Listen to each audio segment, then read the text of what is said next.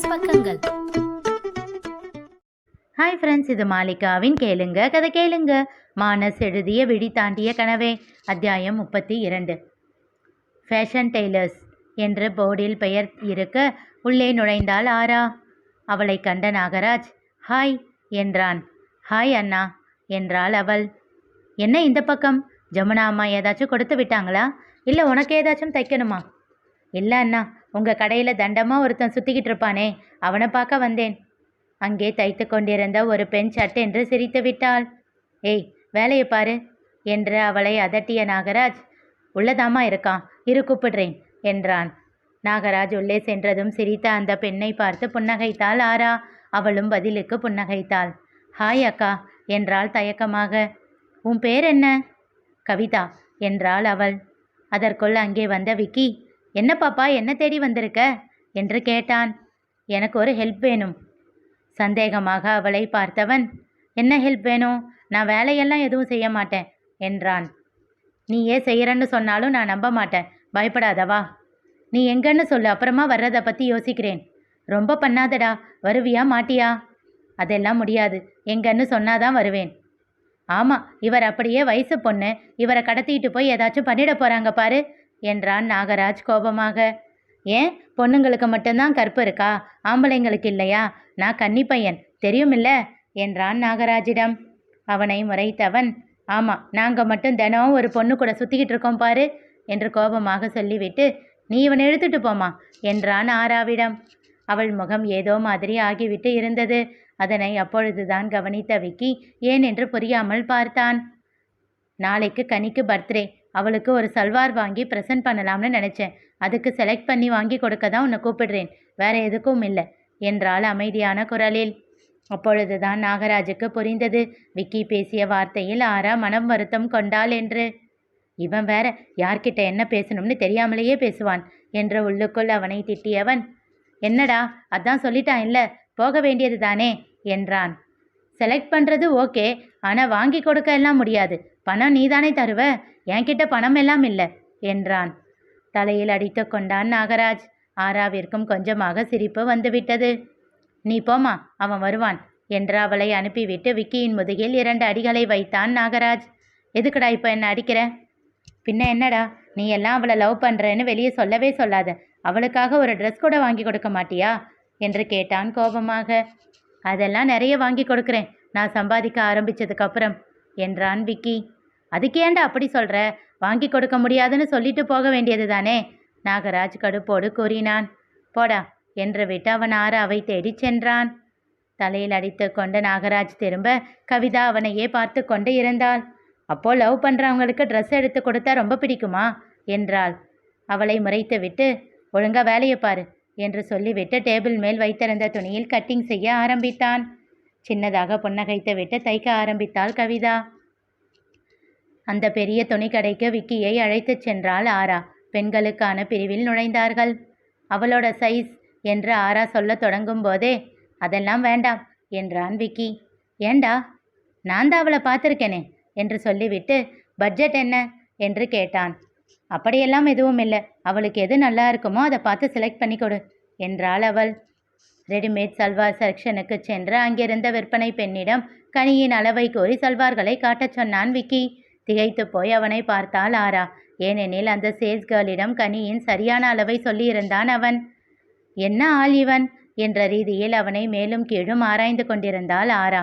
அவனோ அவளை கண்டுகொள்ளாமல் சல்வார்களை ஆராய்ந்து கொண்டிருந்தான். ஆஷ் நிற சல்வார் ஒன்றை தேர்வு செய்து அந்த பெண்ணின் கையில் கொடுத்தான். இதை பில் பண்ணிடுங்க என்று சொல்லிவிட்டு பில் கவுண்டர் நோக்கி சென்றான். இந்த கலர் அவளுக்கு நல்லா இருக்குமா விக்கி என்றாள் ஆரா. அதெல்லாம் சூப்பராக இருக்கும், நாளைக்கு நீயே பாரு என்று சொல்லிக்கொண்டே நடந்தான். சில அடிகள் நடந்தவன் பின்பு நின்று அவளை கேட்டான். ஆமா, எதுக்கு திடீர்னு என்ன கூட்டிகிட்டு வந்து செலக்ட் பண்ண சொன்ன? ஏன், உனக்கு செலக்ட் பண்ண தெரியாதா என்று கேட்டான். தெரியும், ஆனால் அவளுக்கு வச்சு பார்த்து வாங்கினாதான் எனக்கு கரெக்டாக தெரியும், அப்படியே பார்த்து எடுக்க தெரியாது. நீ தான் எல்லா பொண்ணுங்களுக்கும் எது நல்லா இருக்கும் நல்லா இருக்காதுன்னு லெக்சர் கொடுப்பியே, அதனால தான் உன்னை கூட்டிகிட்டு வந்தேன் என்று சொல்லிவிட்டு பில்லுக்கான பணத்தை கொடுத்து விட்டு சல்வாரை வாங்கி கொண்டு வெளியில் வந்தார்கள்.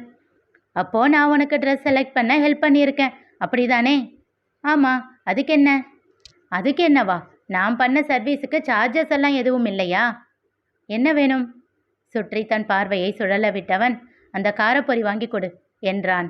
தலையில் அடித்து கொண்டவள் வா என்று அவனை அழைத்துச் சென்று வாங்கி கொடுத்தாள். உனக்கு வேணாமா? வேண்டாம். ஏன், பிடிக்காதா? அப்படியெல்லாம் இல்லை, இப்போ வேண்டாம், வா என்று சொல்லிவிட்டு காருக்கு சென்றாள். நீ என்ன இப்போ வீட்டுக்கு வரியா இல்லை நாகா அண்ணன் கடைக்கு போறியா? இல்லை இல்லை, வீட்டுக்கு தான் வரேன். சரி வா என்று சொல்லிவிட்டு அவள் காரின் பின்பக்கம் ஏறிக்கொள்ள அவன் முன்னால் டிரைவரின் அருகில் அமர்ந்து கொண்டான். அண்ணா, லெஃப்ட் சைட் திரும்பி அப்படியே போனீங்கன்னா ஒரு பஸ் ஸ்டாப் வரும், அங்கே ஒரு 2 நிமிஷம் வெயிட் பண்ணுங்க என்றாள். டிரைவரும் அவள் சொன்னதை போல் செய்ய, யாருக்கு வெயிட் பண்ணுற என்று கேட்டான் விக்கி. அவன் கேட்டுக்கொண்டிருக்கும் போதே ஒரு பேருந்தில் இருந்து இறங்கி அவர்களை நோக்கி வந்தாள் கனி. ஓ, இவதான் வராளா என்றான்.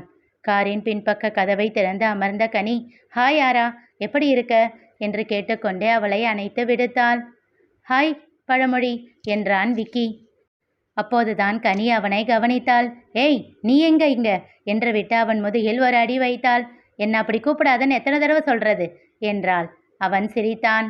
அப்பொழுதுதான் அவன் கையில் இருந்த காரப்பொரியை பார்த்தாள். பட்டென்று அதனை பறித்து கொண்டாள். ஏய், அது என்னோடது என்றான் அவன். உன்னோடதா? இதில் அப்படி பேர் எதுவும் இல்லையே என்று அந்த பேப்பரை இப்படியும் அப்படியும் திருப்பி பார்த்துவிட்டு மிச்சம் இருந்த பாதியை சாப்பிடத் தொடங்கினாள் கனி. விக்கி ஆராவை முறைக்க, ஏய், ஏண்டி வம்புக்கு போற? அவன்கிட்ட கொடுத்துடடி, இல்லைனா அப்புறம் அவன் திட்டுவான் என்றாள் ஆரா. திட்டட்டும், அதனால நமக்கு என்ன? நீ காதை மூடிக்கோ. அவன் அப்பா அவனை திட்டும்போது அவன் அப்படித்தானே இருக்கான், நாமளும் அவன் திட்டும்போது அப்படிதான் இருக்கணும் என்று சொல்லிவிட்டு கருமமே கண்ணாக சாப்பிடத் தொடங்கினாள். நான் அப்போவே சொன்னேன் இன்னொன்று வாங்குன்னு, கேட்டியா? குரங்கு மாதிரி இவ என் கிட்டேருந்து பிடுங்கி திங்கிறா பாரு என்றான் கோபமாக. எதுக்கு இப்போ கத்துற? நீ வீட்டில் சும்மா உட்காந்துட்டு வர்றதுக்கு எதுக்கு காரப்பொரி? நாங்கள் தான் ஆஃபீஸில் உழைச்சி வேலை பார்த்துட்டு வந்திருக்கோம் என்று அவனை பார்த்து அலட்சியமாக சொல்லிவிட்டு மொத்தத்தையும் காலி செய்தாள் கனி. அதில் கோபம் கொண்டவன், பாப்பா, எனக்கு வேற வாங்கி கொடு இப்போ என்றான். ஏண்டா இப்படி குழந்தை மாதிரி அடம் பிடிக்கிற? ப்ளீஸ், லேட் ஆகிடும்டா, அகில் என்னை தேடுவான் என்றாள் ஆரா கெஞ்சும் தொனியில். சரி சரி, பழச்சுப்போ, என்னோட பார்ட்னருக்காக உன்னை இப்போ விடுறேன், ஆனால் இன்னொரு நாள் வாங்கி கொடுக்கணும் என்று சொல்லிவிட்டு திரும்பி அமர்ந்து கொண்டான். கண்ணாடியின் வழியே கனியை பார்த்து அவன் முறைக்க, அவளோ உதட்டை சுழித்துவிட்டு முகத்தை திருப்பிக் கொண்டாள். வீடு வந்ததும் வீட்டில் அவர்களை இறக்கி விட்டு டிரைவர் கிளம்பி விட்டார். ஜன்னலின் அருகில் ஜமுனாவின் மடியில் அமர்ந்து வேடிக்கை பார்த்து கொண்டிருந்த அகில் ஆராவை பார்த்ததும் அம்மா என்றான். அதை கேட்டதும் உலகம் மறந்து தன் பைகளை தூக்கி கொண்டு வேகமாக உள்ளே ஓடினாள் ஆரா. ஜன்னல் வழியிலேயே கனியை பார்த்து புன்னகைத்த ஜமுனா, வாமா என்று சொல்லிவிட்டு உள்ளே சென்று விட்டார். விக்கி தன் வீட்டிற்கு செல்ல தெருவை கடக்க முயன்றான். அப்பொழுது அவன் கையை பிடித்து நிறுத்திய கனி திரும்பி ஆரா இருக்கிறாளா என்று பார்த்துவிட்டு அவனிடம் மெல்லிய குரலில் கேட்டாள். ஏன் விக்கி, நீ அவளுக்கு ப்ரப்போஸ் பண்ணியாமே, அப்படியா என்று கேட்டாள். ஆமாம் என்பதை போல் தலையசைத்தான் விக்கி. அவளை பற்றி உன்கிட்ட எல்லாம் சொல்லிட்டாளாமே. அப்போ ஆளை மாத்திட்டியா? இப்போ யாரை லவ் பண்ணுற என்றாள் ஆராய்ச்சியாக. நான் எதுக்கு ஆளை மாற்றணும்? அவன் கேட்டதில் திகைத்தவள், என்ன சொல்கிற நீ என்றாள். ஆமாம், நான் எதுக்கு வேற யாரையாச்சும் லவ் பண்ணணும்? அப்போ இன்னும் ஆராவைத்தான் லவ் பண்ணுறியா? அது என்ன இன்னும்? எப்பவும் அவளை மட்டும்தான் லவ் பண்ணுவேன். அவகிட்ட சொல்லிட்டியா? இல்லை. ஏ? சொன்னா எப்படியும் அவன் வேண்டாம்னு தான் சொல்ல போறா, அதனால பேசாமல் விட்டுட்டேன். அதுக்காக எத்தனை நாளைக்கு இப்படியே இருப்ப? அவள் மனசு மாறவே இல்லைன்னா என்ன பண்ணுவ? உன் வாழ்க்கையை பற்றி யோசிச்சு பார்த்தியா? அவளுக்காக எத்தனை வருஷம் முன்னால் காத்துக்கிட்டு இருக்க முடியும்? இப்பொழுது அவன் அவளை ஆராய்ச்சியாக பார்த்தான். எதுக்கு இப்போ அப்படி பார்க்குற என்றாள். உன் மனசில் என்ன இருக்கு என்றான் விக்கி. என் மனசில் 1000 இருக்கு, அதெல்லாம் உன்னால் புரிஞ்சுக்க முடியுமா என்ன என்றாள் போடகமாக. கனி ஏன் அவ்வாறு கூறினாள் தெரிந்து கொள்ள தொடர்ந்து கேளுங்க. கதை கேளுங்க. மீண்டும் சந்திப்போம்.